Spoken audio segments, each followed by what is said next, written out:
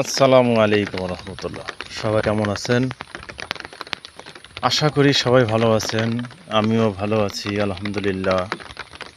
সকালবেলায় বৃষ্টি ঝিরিঝিরি গ্রামের বাড়িতে দেখতে পাচ্ছেন এসব কচুরিপানা কিন্তু হবে বড় হলে।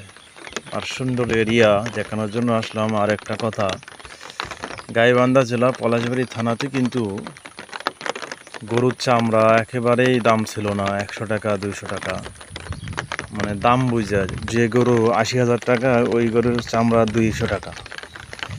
বুঝতে পারছেন, মানে অবস্থা একেবারেই খারাপের দিকে। আর কি বলবো বুঝছেন, অবস্থা ভালো না, বেড়ানো যায় না এই বৃষ্টির দিনে। ঘরে খালি শুয়ে ঘুমাও আর খাও।